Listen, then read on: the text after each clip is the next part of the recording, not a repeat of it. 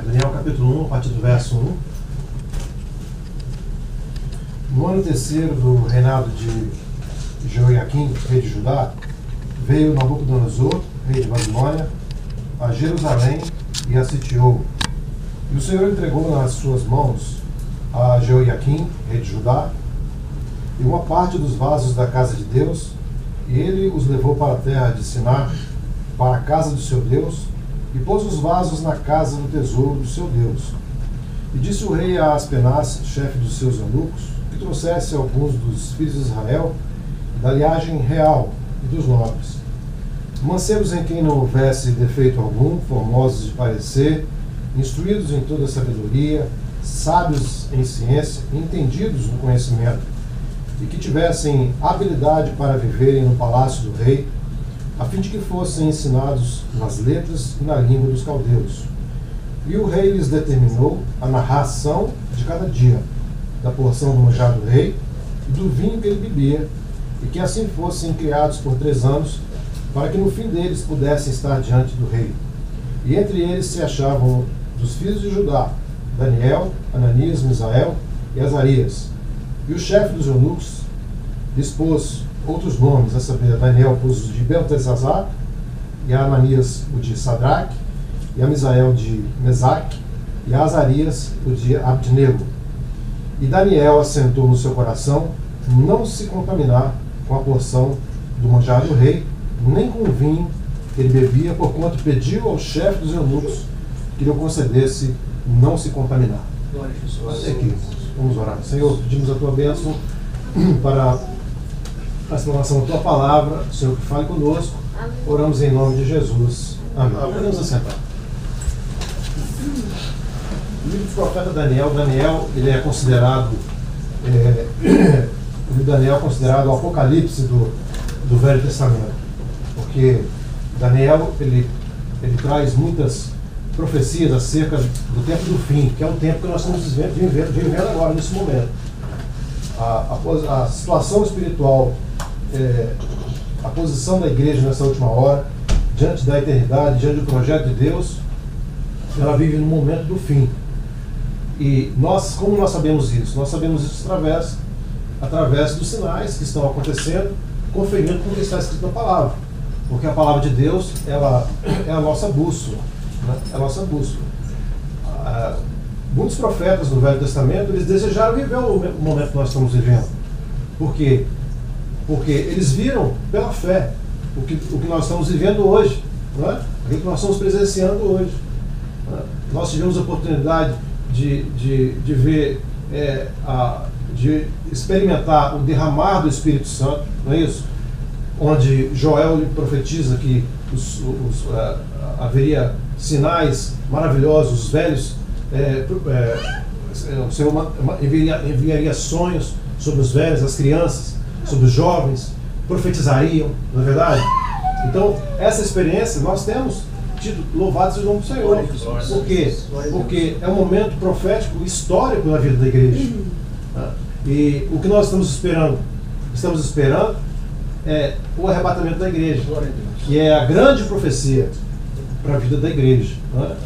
Onde Paulo ele traz um ensino muito claro na Escritura, onde ele, com todas com maior clareza, nas suas palavras, ele diz que a igreja ela vai ser levada nas nuvens.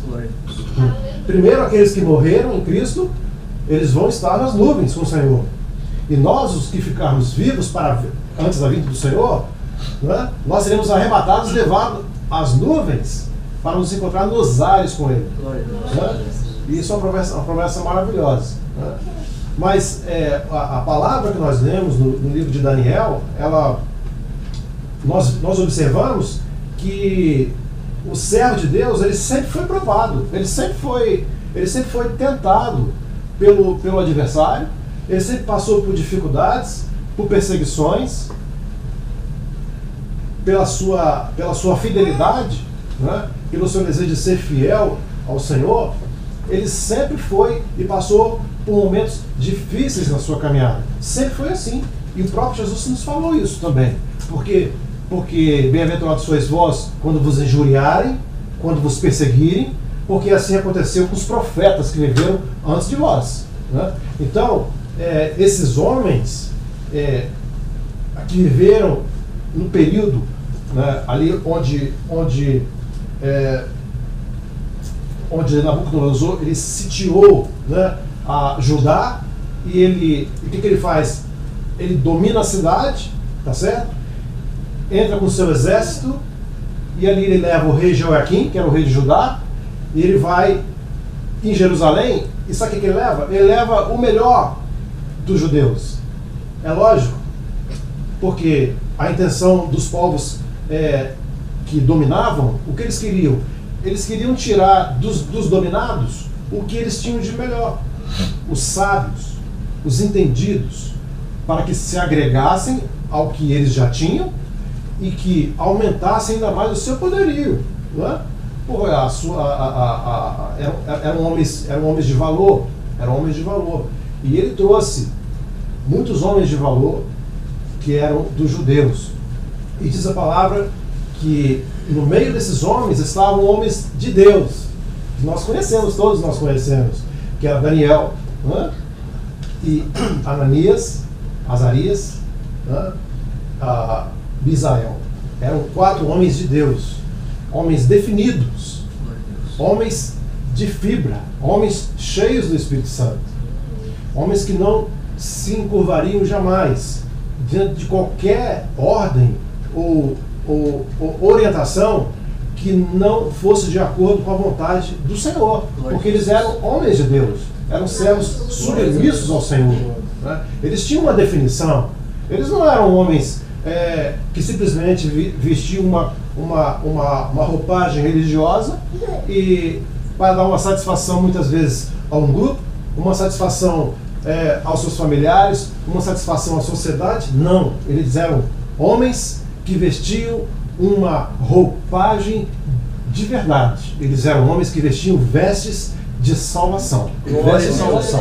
Então, não importaria o que lhes fosse oferecido. Não importaria o que lhes fosse oferecido.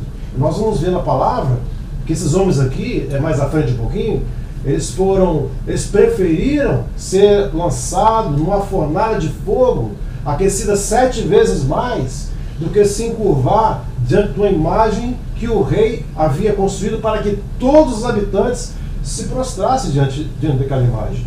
Mas eles permaneceram firmes. Não tem problema nenhum. Se nós tivermos que ser jogados ali, morrer, não tem problema. A fidelidade nossa vai junto conosco e nós sabemos em quem temos crido. Se o Senhor quiser nos livrar do fogo, glória a Deus por isso. Então, observe, irmãos, que eles eram homens definidos no projeto de Deus. Tá? E o momento em que nós estamos aqui estudando a palavra do Senhor, nos fala que esses homens foram levados para a Babilônia, e ali o rei determinou que esses homens, durante 3 anos, eles fossem alimentados com um manjar que o rei estava orientando, determinando para que eles fossem alimentados. O vinho e o alimento, o manjar do rei. Era uma comida que já havia sido determinada pelo rei. Mas, como eles vinham de uma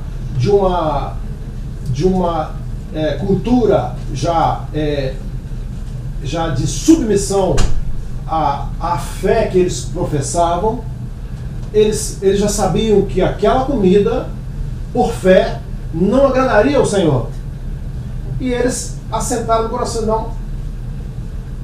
Nós pedimos, Daniel, ele foi até o chefe dos eunucos e pediu ao chefe dos eunucos para que concedesse com que eles, Daniel e seus companheiros, não fossem alimentados com aquela porção, com aquele manjar que o rei havia determinado, mas que fossem alimentados com legumes e com água. Né? E o chefe dos eunucos, o Senhor Deus, colocou no coração daquele homem para que assim fosse feito, né? E a palavra de Deus diz que num certo período, onde eles se alimentavam de uma comida que não era o manjar do rei, os seus semblantes eram muito melhores do que os semblantes dos outros que se alimentavam da comida, da porção que o rei havia determinado, né? E no final do período de 3 anos, eles estavam muito mais saudáveis, o semblante deles era um semblante bem diferente, muito mais agradável, e mais, o Senhor acrescentou a eles conhecimento, o Senhor acrescentou a eles sabedoria, né, e discernimento em todos os sonhos, e assim o nome do Senhor foi glorificado. Glória a Deus. O nome do Senhor foi glorificado. E eles viram a diferença entre o que é servir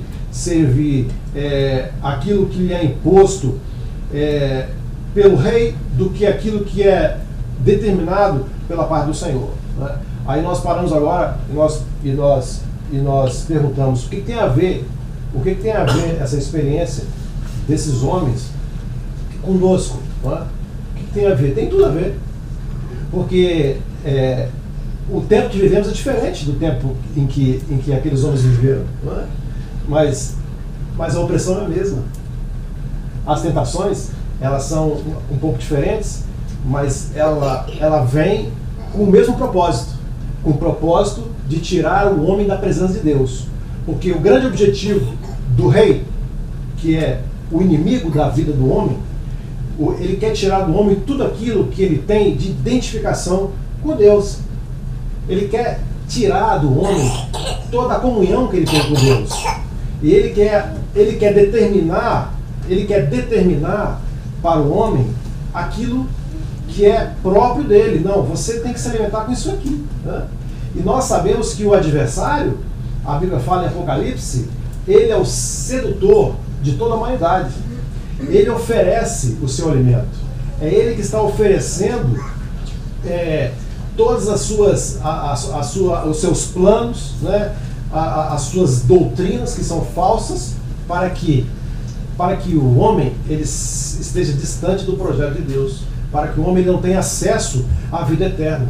Porque o plano de Deus na nossa vida não é outro senão nos levar para a eternidade, né? Mas nós vemos agora, e nós vamos ver inclusive nas cartas apostólicas, em que nos últimos dias o que nós veríamos eram ventos de doutrina. São ventos de doutrina que estão aí fora.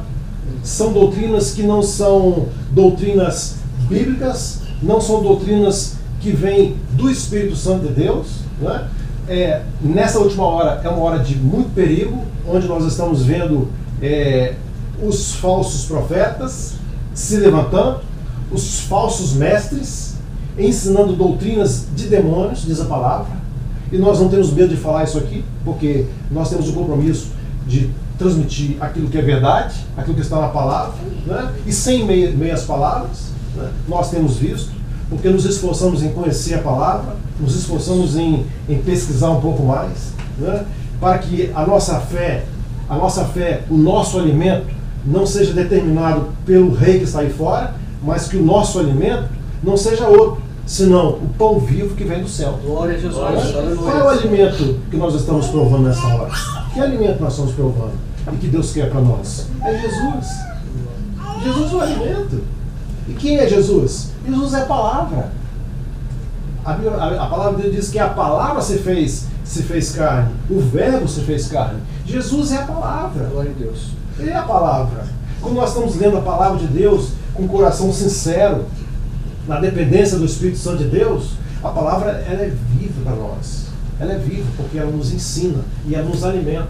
Quando nós vamos a um culto, quando nós lemos um trecho bíblico na nossa oração, quando nós estamos conversando reunidos sobre a palavra e falando sobre a palavra de Deus, nós estamos provando o manjar que vem de Deus, do céu. Do céu. Né? O mesmo maná que caiu para o povo de Israel quando saiu de caminhada para o deserto, né? O maná que caía do céu. Jesus falou assim para os discípulos, alguns que estavam rodeando o Senhor Jesus, disse, nossos pais comeram o maná que caiu do céu. Assim, vossos pais comeram do maná que caiu do céu, mas eu vos digo, eu sou o pão vivo que desceu do céu. Aleluia. Eu sou o pão vivo que desceu do céu. Glória a Deus.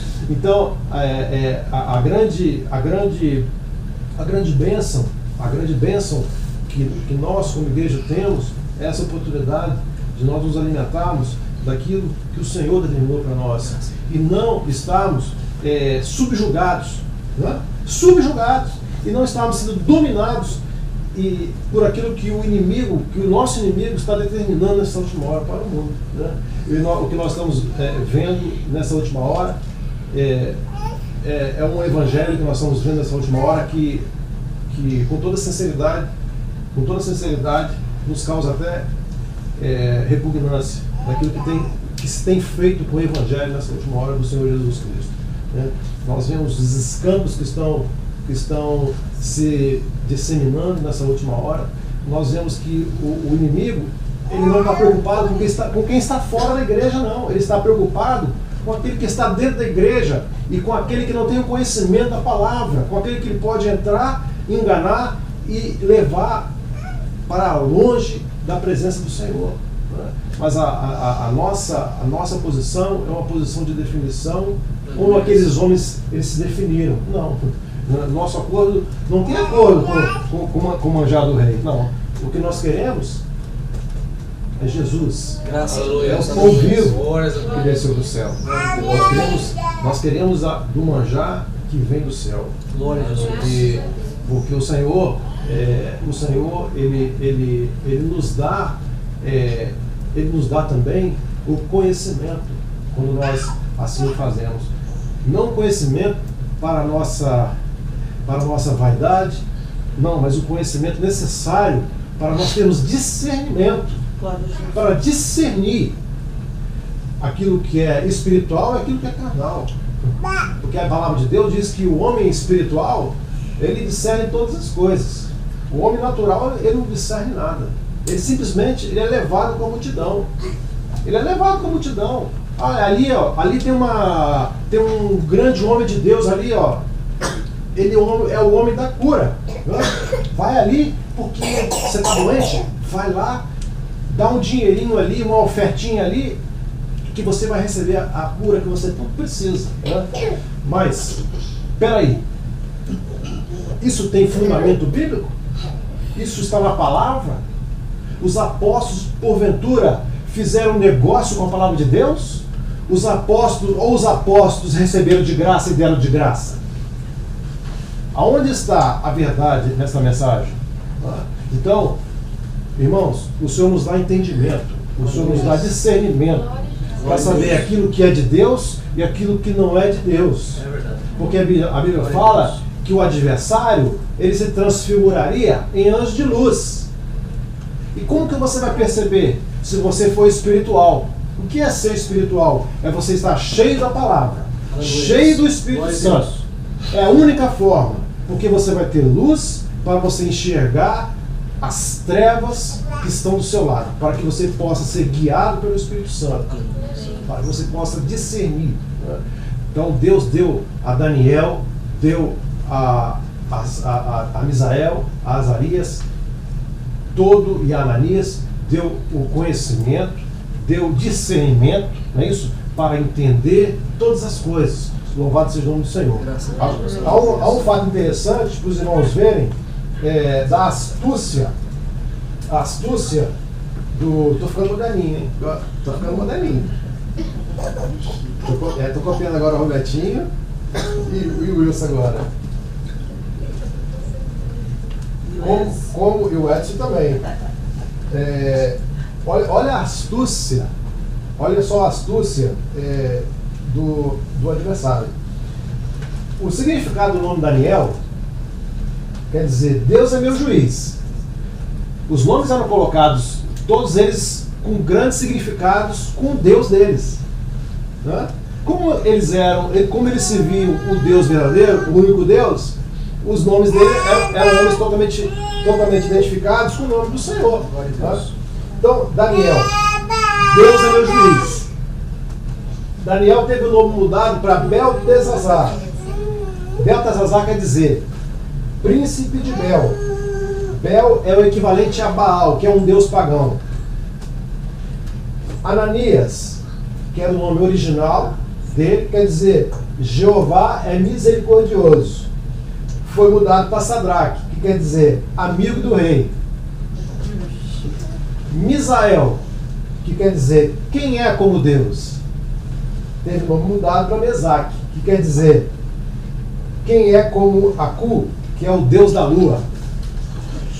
Azarias quer dizer Jeová é o meu socorro. Teve o seu nome mudado para Abednego, quer dizer servo de Nego, que representa também, Nego representa Mercúrio, que também é um deus pagão, né? Então, os irmãos observam que todo o trabalho dessa última hora, desse espírito, que é o espírito do anticristo, que já está vivendo nos nossos dias, ele tem somente uma obra. A obra dele é mudar, é tirar do crente, tirar do servo fiel toda a sua identificação com aquilo que é eterno, né? Então, por isso, irmãos, é o momento de nós estarmos atentos, nós estarmos bem perto do Senhor, juntos, unidos, observando a palavra, lendo a palavra, para que Deus nos dê também esse mesmo discernimento. O mesmo Espírito que estava sobre Daniel e seus companheiros, que também esteja sobre nós. Louvado seja o nome do Senhor. Essa palavra que o Senhor tinha para o nosso coração. Amém? Amém.